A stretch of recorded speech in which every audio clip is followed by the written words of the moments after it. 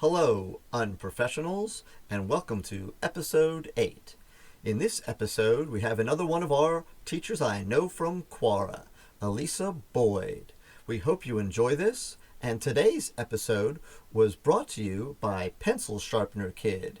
You know that kid who decides the time he wants to sharpen that pencil is right when you're in the middle of making an important announcement to the class. Please enjoy. It's okay to be unprofessional.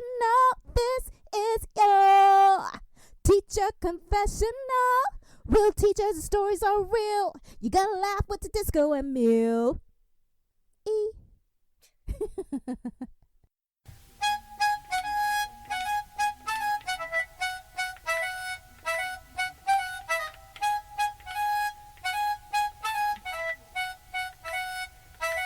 Welcome to Unprofessional Development. Welcome, unprofessionals. Welcome, unprofessionals. I'm Tedisco. And I'm Ely. Okay, and today we have with us Elisa Boyd, and I know her through this website called Quora, which both of her and I use very frequently, and it seems like a large majority of the world does not. It's a very niche website. That's Quora with a Q? Yes, Quora, and we'll put links to her profile and my profile in the show notes. So, since you're the guest, Elisa, why don't you explain in as best way you can what Quora is? Well, Quora is a social media site that uses a question and answer format. So, users of the site can submit a question or they can answer questions. Okay. Yeah, that pretty much covers it. And it's anything from how do I get rid of ants in my pantry to how do I get rid of ants in my pants? Or Absolutely, and even how do I get some ants in my pants? I think that sounds good. So it's just an entire, basically, like, AMA kind of social media site. yes, That's cool. Which I guess with the caveat that in general there's a higher level of expertise where there's like both Elisa and I answer questions about teaching significantly, and that's kind of what About assorted teachery. Yes. So that's kind of where I got to know her and said, hey, she seems to have a similar mindset that I do about education and about prioritizing kids and understanding that it's not as serious as sometimes people make it. So I said, hey, why don't I have her on the podcast now that we're doing it? So and she said, sure. So, Elisa, can you tell us a little bit about yourself or some of your experience? I was a high school English teacher for 30 years. Part of that time in just a normal run-of-the-mill high school, and then after 7 or 8 years, I transferred to a school that they were getting ready to shut down. But It was miraculously revived.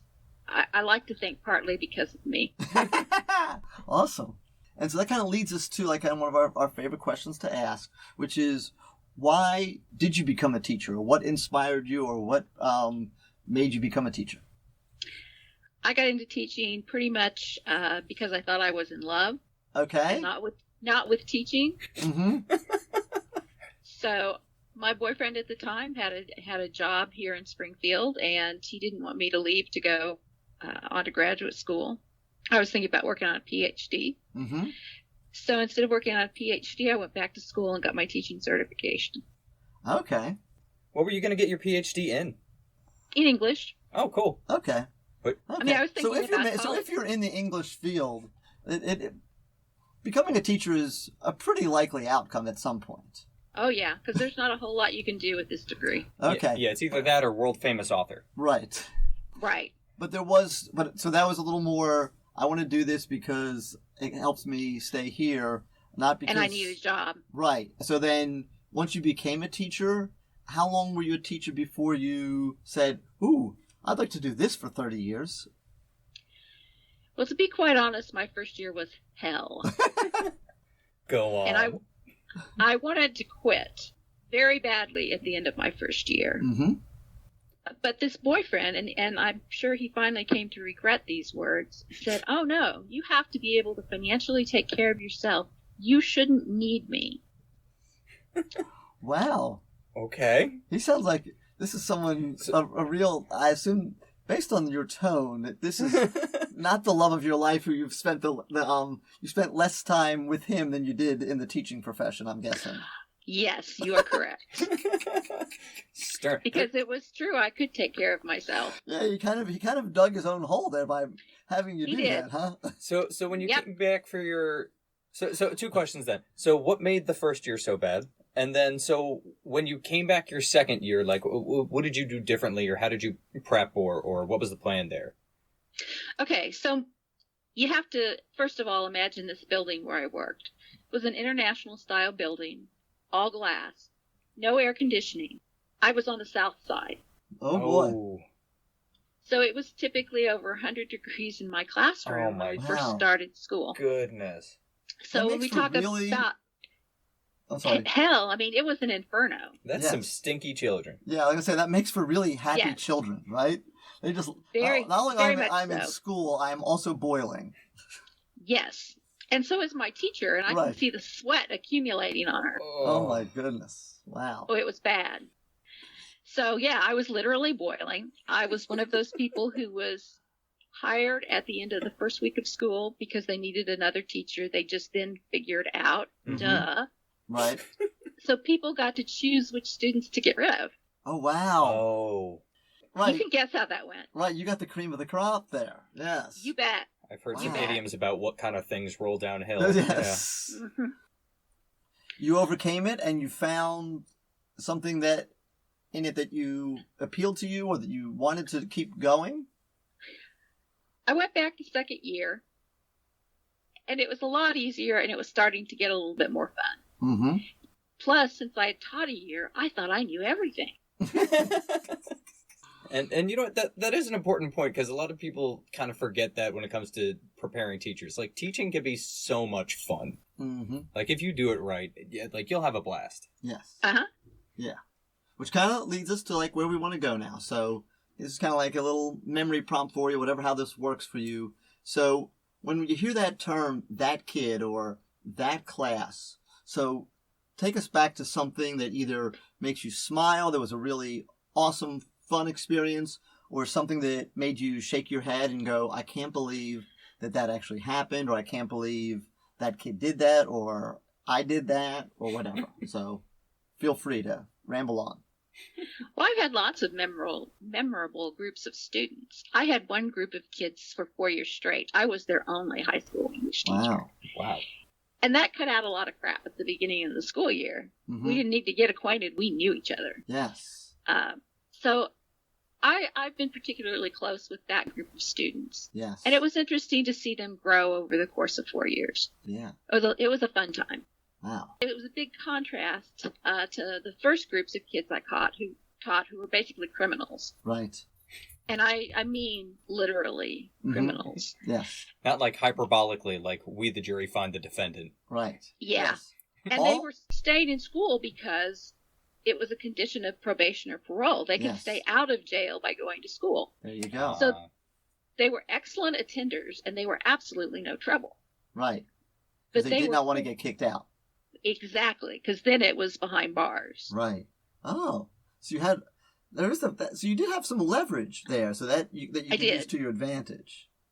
Yes, they but- were very well behaved. But I'm guessing they weren't motivated to do anything. A lot of those kids had come from poor homes with not a lot of parental involvement. They'd Mhm. never done well in school. They're behind in every way they could be behind. Mm-hmm. Yeah. So they didn't feel real friendly towards school. Mm-hmm. Hmm. But we began to work out a relationship, and I think this is where I began to develop what became a core philosophy of teaching, which is you have to treat your kids like they're human beings. There you go.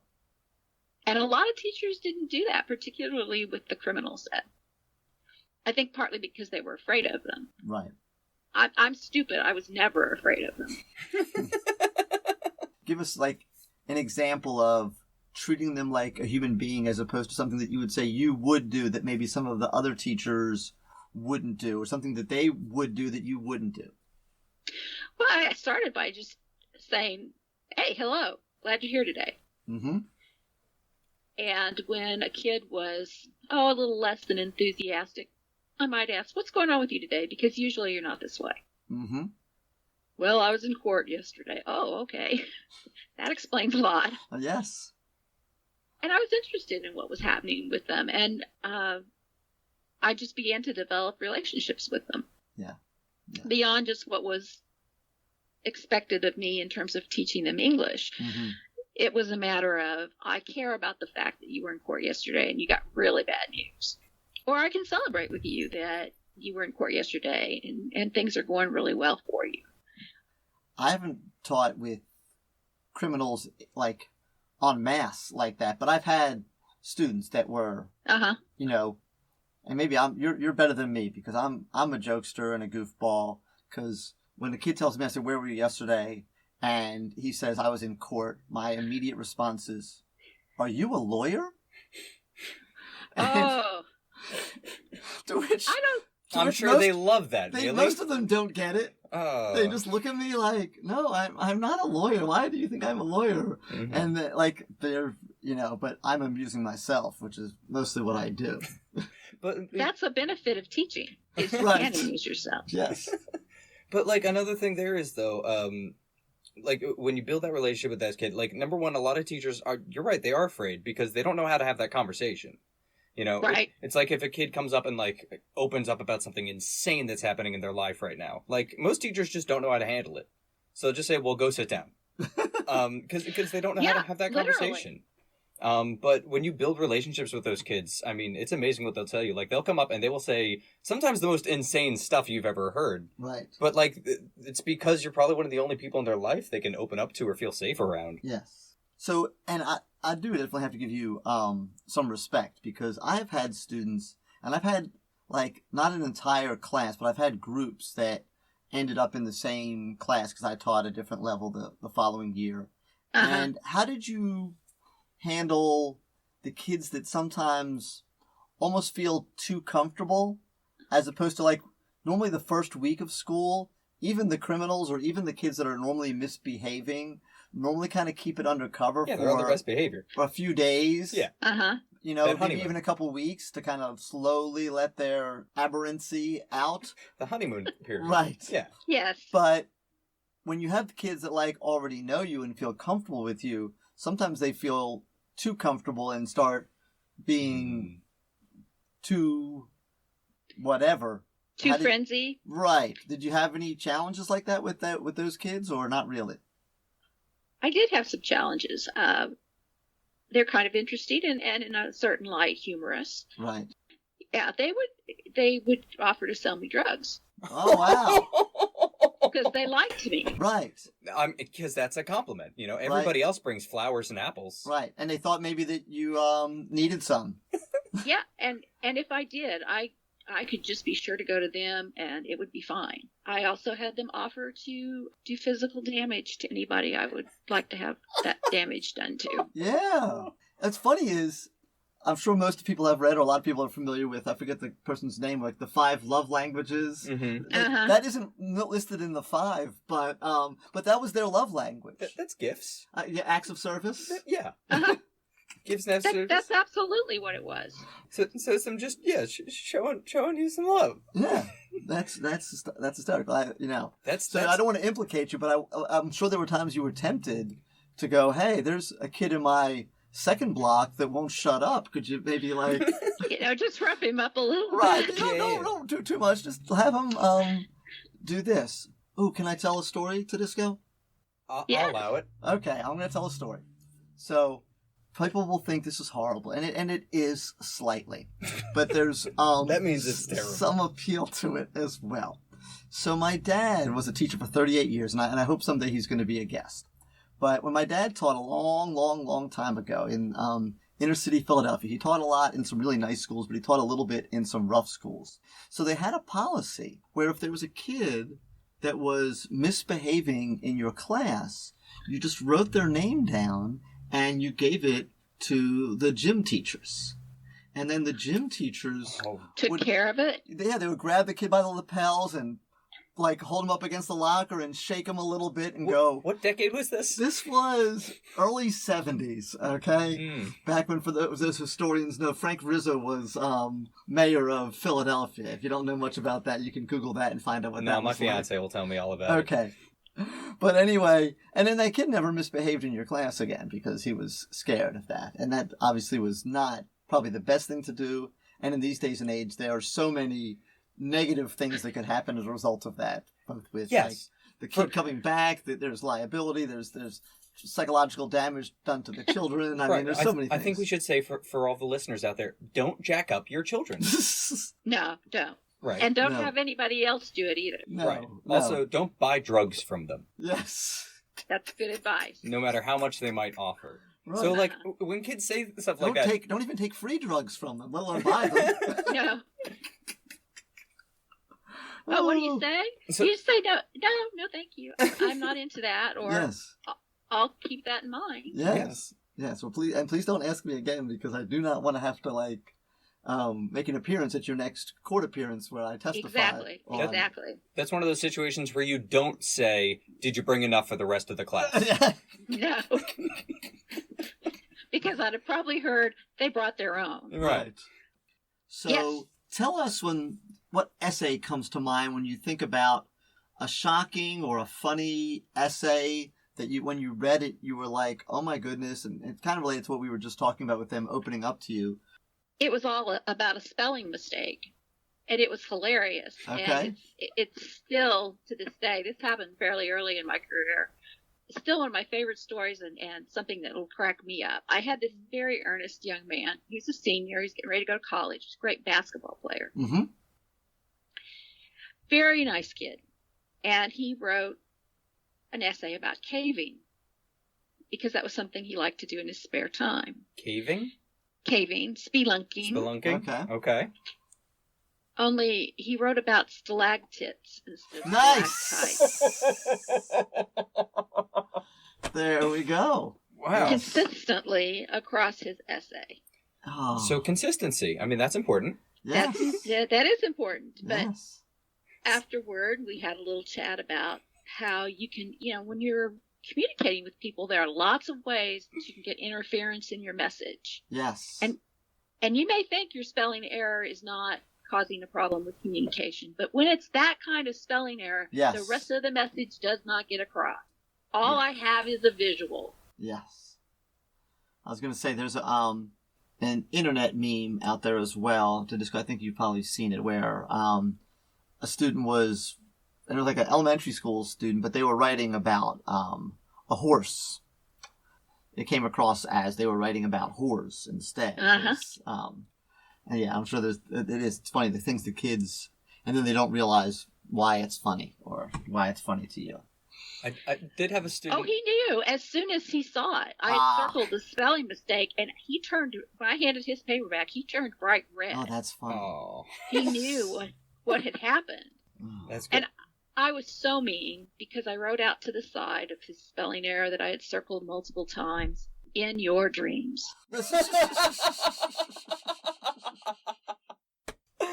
Oh, that's man. too good. That is good. Yes, there's at least because it kind of does bring with the whole idea that there is an interesting visual that can go along with Oh, absolutely. like that when you think of the stalactites and the stalagmites. Right? Stalactites hang down from the ceiling of Yes. the cave. Yes, Yes. they do. So, quite the visual. Yes. Okay. So at this point, we will not to disco. We will not ask for fan art. No, Not that. we're good. Yes, we don't need that.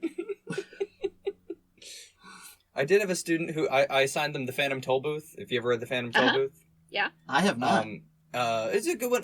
It's sort of Alice in Wonderland-esque. It's a boy finds like a toll booth and basically goes into like a fantasy magical land and whatnot. Okay. And so I had a student summarize it, and the best summary they could come up with was a boy gets a package in the mail, and then he goes into his bedroom and has fun with his imagination. And I said, there's definitely better ways to summarize that book. Yes. Yes. I also That's once a fun asked, way. asked a boy for an example of a hyperbole on a piece of homework, and he wrote down, "She thicker than a Snicker," Wow, that's a good one. which, I mean, yeah. credit, Yes. hyperbole. You nailed it. Yes. Yeah. And it rhymed. It did. Yes. I'm going to guess it's not original with him. I'm going to guess that he stole that from somewhere. That's okay. There's probably some inspiration involved. Yes. Yes. But That's a nice way of saying it. Inspiration. right. I mean, I wasn't the first person to say it's raining cats and dogs, but No. Oh. I still accept credit for it whenever I say it. The best part of that is, you know, when it's raining cats and dogs, sometimes you step in a poodle. Thank Ha ha ha. you. Yes. You're a My bad person. My grandfather told me that joke. Oh.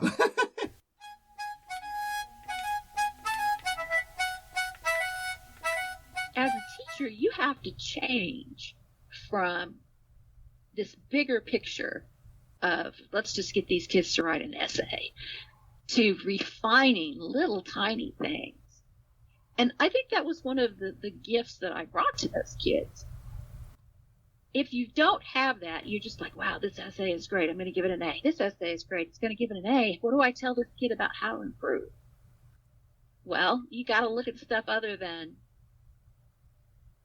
can I get a beginning, middle, and end? Now you're looking at what are they doing to introduce this paper? Are they relying on one technique all the time? Because I can tell you that if kids around the country are like the kids that I have, every one of them would start an essay with either a quotation or a question. Mm-hmm. As Winston Churchill once said, Yes. if I saw that another time, I'm going to scream, don't tell me what Winston Churchill once said.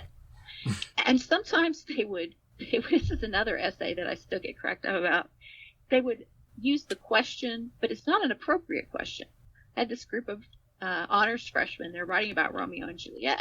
And this kid was really smart, but his essay started this way. Have you ever killed yourself thinking the love of your life is dead? Well, no. I don't know who would answer yes to that. But they When knew I they. be reading, But they had the when I be formula. reading this, They yeah, had- he had the formula. There we And go. Sometimes you just want the kids to learn the formula, but when you get brighter kids, you want them to learn to use the formula effectively Yeah. and not write stupid stuff like that. Yes. It's like sometimes after I'd hand back essays, I would have a page of shame, Nice. and I would take examples of their writing, make copies and show it to everybody, and they'd start laughing. I can't believe people are this stupid, and then they'd find their own sentence on the page. Mm-hmm. Like, oh, I guess I was one of those people who was so stupid too. Oh, yeah. Have you ever killed yourself? No, I haven't killed myself. Obviously. It really puts a damper on reading. Yes. It Wow. does. I wouldn't have to be suffering through this. If I had killed myself by the end of this essay, it's quite possible I will. Considering the way it started. Hacking at my wrist right now. Nice. Yes. So I try to teach them to think a little bit. That's the name of the game. I had a kid who one day argued with me about when to use who versus when to use whom. And finally I said, John, you use who as a subject and you use whom as an object in a sentence. And there is a light bulb click. He said, oh, you mean just like we do in Spanish? Yes, just like you can deal with the grammar of a foreign language, but not your own. So he could connect it with what he had learned in Spanish class, but nobody had ever helped him really see that the same thing worked in English. And he was just convinced you used whom as a subject. God, no, please don't. No, you use whom when you want to sound smart. That's when I use That's whom. exactly what they did. Yes. That's the sound British owls make. Yes, whom. Yes. Whom is here right now? Yes. And sometimes that was actually something I would say to them. Don't write your paper trying to sound smart, because trust me, you just sound stupid. It's often it is. You're trying to. It reminds me of, it's that overcorrection, and it almost reminds me of, like, when you're in a car and somebody gets pulled over by the cops. Uh-huh. The officer's like, "Do you know how fast you're going?" "Well, officer, by the velocity of the air and the wind in the valley, it appears that the trajectory of my motorized vehicle." I'm like, "What are you doing?" Mm-hmm. Charles Barkley, the famous basketball player, when he was still in his playing days, and I saw him in an interview, and they asked him what they always ask the players because they don't know how to ask questions. How did you feel when you were making the game-winning shot, or whatever? So they're asking them that. Yeah, it's always the dumbest questions. Right, they don't know what to say. And he used the word. I'm going to say it was ostentatious. It was some multisyllabic word. So how did you feel? He's like, I felt ostentatious. He goes, I don't know what ostentatious means, but I heard someone else say it one time, so now I'm using it so you'll think that I'm smart. Yep. And I'm like, and you know what? You're actually smart because you know that you don't know that you're using the word correctly. Like there was like so much brilliance and irony wrapped up Oracle in that. at Delphi level of wisdom. Right, I'm like, that's hysterical that you're going to say something Mm-hmm. you know people are going to make fun of when they hear you, so now you're going to just self-deprecate. You're going to come clean and explain this. I use it because it makes me sound smart, or because I think it makes me sound smart, but that probably it does. Yeah. There's a lot of self-awareness there. Yeah, so I love Charles Barkley. I mess with my students a lot, and it's kind of how I build rapport with them, because it's not, just me. Like, they know I got a good relationship. They know I care about them. So, like, they'll say, like, "Oh, hi, Miss Disco," and I'll say, "Shut up." And you just pick it up a little bit. And so there's one kid who walked up and was like, "Mr. Disco, do you like me?" I was like, "Kiddo, I think you're superfluous." And he thought thank you.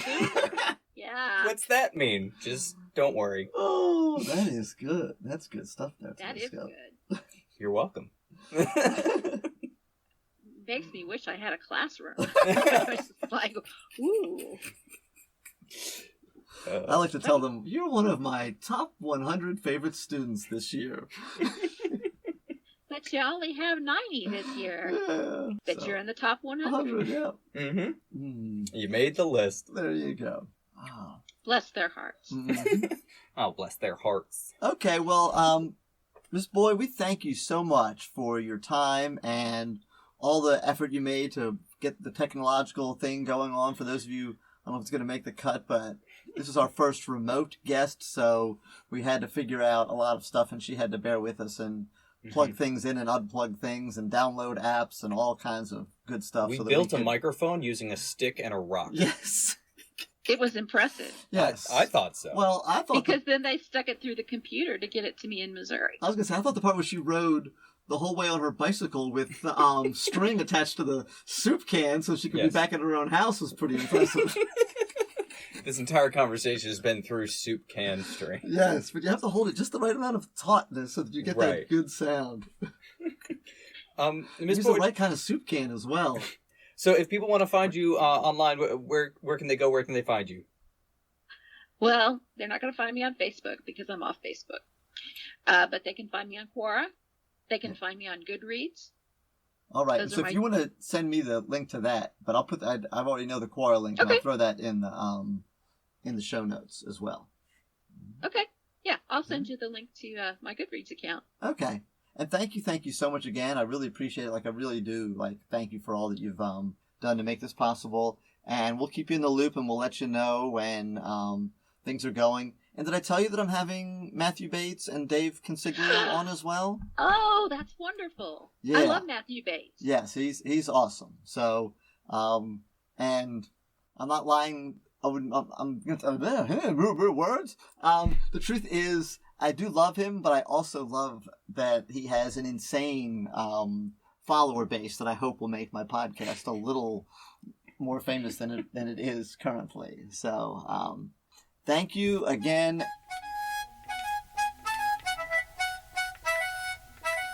Thank you so much. That concludes today's episode.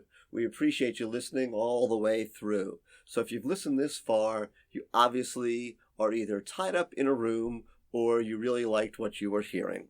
So please share this podcast with your friends, with your neighbors, on your social media.